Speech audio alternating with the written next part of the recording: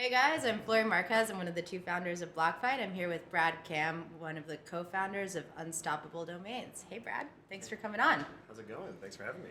Good. Happy it's Friday. Hopefully we'll get some rest and probably a little bit of work on this weekend.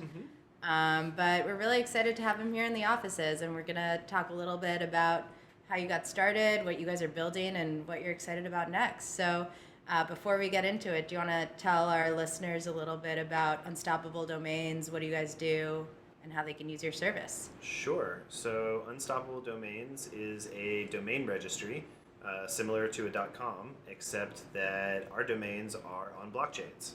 And so, a domain name is an ERC 721 token, like a CryptoKitty or Gods Unchained or any of those other collectibles you might have seen. And you store them in your wallet just like you would a cryptocurrency. And the idea is that you can use the domain for two things that a regular domain can't do. The first is to replace all of your crypto addresses with this one domain. So, for example, I have brad.crypto. .crypto is our domain extension, and you can send me money, Bitcoin, Ethereum, Litecoin, 15 other currencies, all to this one domain. You just type it in instead of my addresses. You don't need to know my addresses. You don't even need to see them. Cool. So that's use case number one.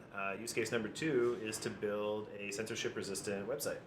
So Brad.crypto also works as a website. You can type it into browsers that support blockchain domains, and you can see my content. And my content is stored on IPFS, just instead of on Amazon Web Services.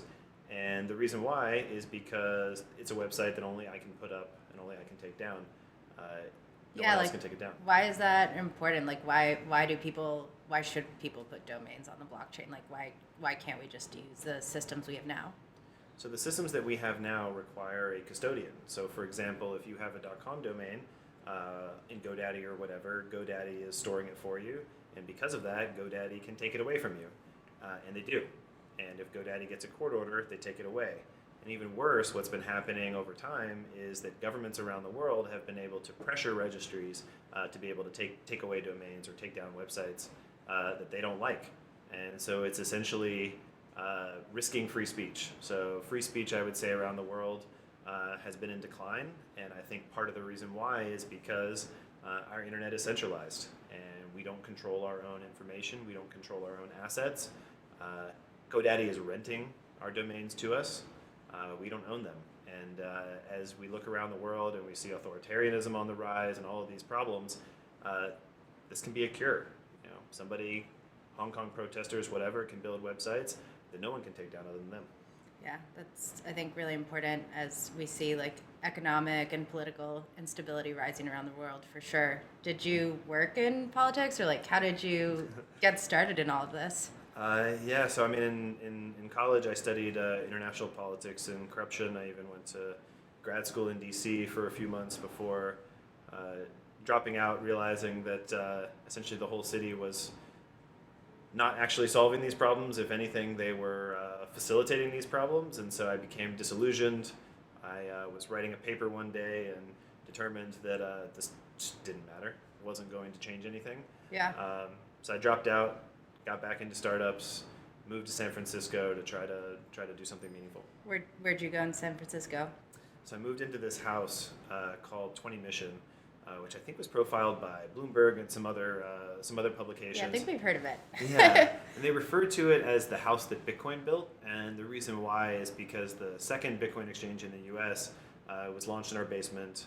A whole bunch of early Bitcoin meetups were there. Vitalik, founder of Ethereum, gave a talk in our courtyard before Ethereum had even launched. Pretty much everybody in this place was some sort of a Bitcoin hacker, so I was really fortunate. This is December of 2012. Yeah, I was gonna ask, like, what year is this? This is really early on. Yep. I lived there for 5 years. My family, my friends had no idea why. It was like, you know, there was like broken floorboards everywhere. Like it was a mess. It looked like a pretty wild place, but everybody there was a crypto enthusiast, so I was very fortunate. I kind of bit the bug somewhere around end of 2012, early 2013. Essentially every night I would go to bed reading about it, thinking about it. Kind of always knew I was going to do something crypto related. Just didn't know what, other than sort of investing, talking to companies, helping companies, but it wasn't until 2018 that I actually got into it. Got it. So it's 2012. We fast forwarded to 2018. How did you get connected with Unstoppable Domains? So the company was founded by Matt Gould, who is our CEO, who is also my high school friend and co-founder of pretty much every company I've ever started. I think we've worked on at least 6 companies together, going all the way back to college. We've worked together for about 15 years. So he kind of went off on his own in end of 2017, got fixated on this idea of domain names to free the internet of censorship, and a few months later, kind of came back with a clear business idea, and I decided to jump on board, and I'm focused on the business side. Awesome. So how do you guys get customers? Like, how do you get people to hear about your platform? How can people use it? Yeah, so we have a website, unstoppabledomains.com, which is kind of like our version of a GoDaddy. You can go and buy domains. You can buy domains with credit card or crypto. It's super easy. You just search for a domain you can check out. After that, you can do all of your configuring, which is you're adding your crypto addresses, adding your website information, which is an IPFS hash.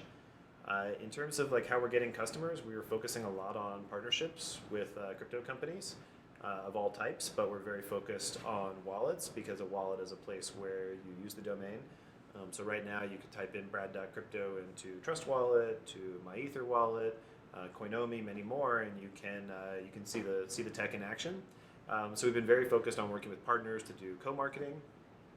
That's one big strategy. We also have done a lot of free domain giveaways to get users on board with no friction. There's plenty of domains out there, so we're happy to give special domains to users as a first-time try. And also, we do a lot of B2C marketing. We do a lot of storytelling because, ultimately, like, this is, the reason why people want to use this technology now, especially when it's really early, is because they believe in these ideas. They believe that a censorship-resistant internet is important, and they believe that we need to make it happen. Otherwise, we're kind of in trouble. So yep. It's sort of I think there's an urgent need. I think people feel that. I think that's sort of in the zeitgeist now. I think maybe even 2 years ago, people were like, is censorship really a problem? And now they look at all the stuff that's happening all over the world, and they look at Facebook and China and all the stuff that YouTube has done, and now it's just on people's minds. For sure. So what are you guys working on this year? What should we get excited about? Yeah, so I think the big news has been recently we launched a browser. And so it is a browser that will allow you to type in .crypto domains and view websites. The websites are on IPFS. There's also an IPFS node inside of the browser. So when you go to my website, you go to brad.crypto, you see my website, there's a little button that says, click here to store and share it. And if you store and share it, you are now one of the ones sharing that to the network. And so the more popular my website becomes, the more decentralized it becomes. And This is using the same tech that people have been using for peer-to-peer networks yep. for almost 20 years. There was Napster, there were all of these music sharing. For anybody that used those things back in the day, I'm dating myself, I'm going to sound super old now. But anybody that was using that stuff back in the day, there yep. was this glory period where you could get any song, and you could download it in 3 minutes, and all you did was, give one to get one. You store a song and share it to the network, and you can get one. Yep. It's basically the same idea for websites, and websites are oftentimes not even that big files, so it works well. Yeah, I think something that's really important for the crypto industry in general is for people to be building products that people that don't currently use crypto can use easily, and things that kind of make the blockchain simple and easy to understand. And I think the philosophy behind your company does exactly that. That's what we've been trying to do. We're trying to kind of take it all the way down to this, it's basically we think that decentralized web is the future. We think it's something that the whole world should be embracing. But right now it's, crypto people and enthusiasts mostly. But the experience should basically be like what you would see at, a GoDaddy or whatever. Yep. Where you can get a domain easily. It makes sense how to get a domain. And then once you're done getting a domain, you build a website. And there's tools for you to do that. And if we can make that happen along with browser support, and I think there's going to be some pretty exciting announcements around major browsers supporting .crypto domains as well this year, then all of a sudden you have a fully functioning alternate internet that can't be censored in the way that the current one can. Yeah, that would be huge, right? Make it so simple that your grandma can use it. Exactly. Well, I think here we really value just educating all of our listeners and letting people know like what are the other tools that they can be using on the blockchain that kind of help support the community and also make their information safer. So thank you so much for coming on and like letting us learn a little bit more about what you're building and what we should be looking out for. Oh, thanks a bunch. Thanks a bunch. Huge fans of, we're huge fans of BlockFi, so thank you so much for having us. Awesome. We'll be looking out for you.